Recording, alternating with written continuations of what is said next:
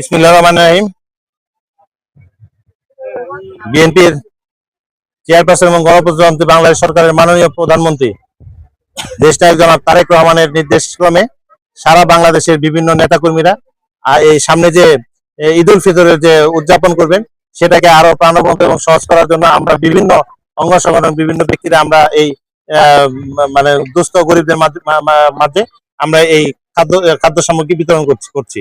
তো এটা আসলে আমাদের এটা প্রতি বছরই আমরা এই প্রতি বছরই তার নির্দেশে তার উপলক্ষে আমরা এটা করে থাকি।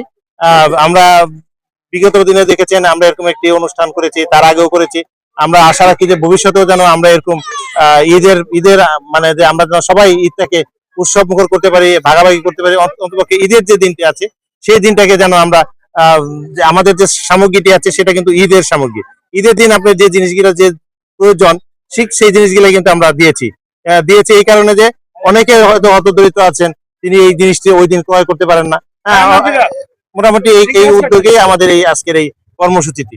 এবং আমরা আমাদের নেতা জনাব তারেক রহমান আপনারা দেখতে পাচ্ছেন যে এই যে আমাদের যে 31 দফা আমরা যে প্রচারণা করেছিলাম, সেই সাভারে যে আমরা ব্যাপক সাড়া ফেলেছিলাম সেটা কিন্তু কি 31 দফার একটি প্রচারণা দিয়ে, সেই প্রচারণার অংশ হিসেবে আমাদের সেই ডাকে সাড়া দিয়ে আপনারা সকলে স্বতঃস্ফূর্তভাবে ধানের প্রতীকের প্রার্থীদেরকে বিপুল ভোটে জয়যুক্ত করে সংসদে পাঠিয়ে আজকে এই তারেক রহমানকে দেশ রাষ্ট্র গঠনের যে দায়িত্ব দিয়েছেন, সেই দায়িত্বের অংশ হিসেবে আমাদের যে প্রতিশ্রুতি ছিল সেই ফ্যামিলি কার্ড, আমাদের নেতা জনাব তারেক রহমান কিন্তু সেই ফ্যামিলি কার্ডটি উদ্বোধন করেছেন এবং মানুষের মাঝে বিতরণ করছেন।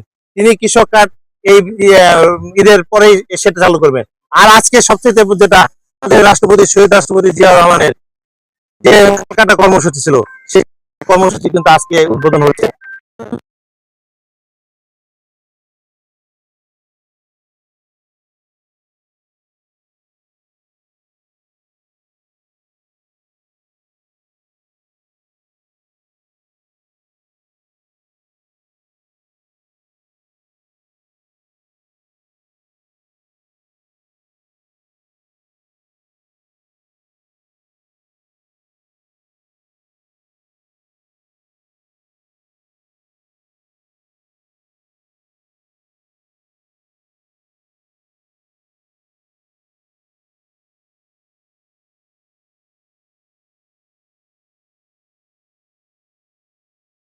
যে আমরা ঐক্যবদ্ধভাবে যদি তার পিছনে থাকি, ইনশাল্লাহ আমরা আরো অনেক যে প্রতিশ্রুতি আছিল সব প্রতিশ্রুতিগুলি আমরা বাস্তবায়ন করবো।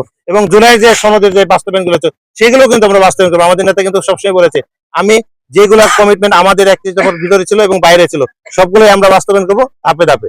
সেটা হলো আমাদের যে মেন কমিটমেন্ট গুলো ছিল সেগুলো আগে হবে, তারপরে পর্যায়ক্রমে আমরা সবগুলো বাস্তবায়ন করবো। আপনারা ধৈর্য ধরেন, ইনশাল্লাহ আমাদের নেতা একটি আধুনিক উন্নত দেশ রাষ্ট্র হিসেবে বহির্বিশ্বে উপস্থাপন করতে পারবে। ভালো থাকবেন সবাই, ধন্যবাদ আপনাদের আজকে এই আসার জন্য। আমি আমার ব্যক্তিগত পক্ষ থেকে, আমার সংগঠন বাংলাদেশ জাতীয়তাবাদী যুবদল ঢাকা জেলার পক্ষ থেকে, আমার নেতা জনাব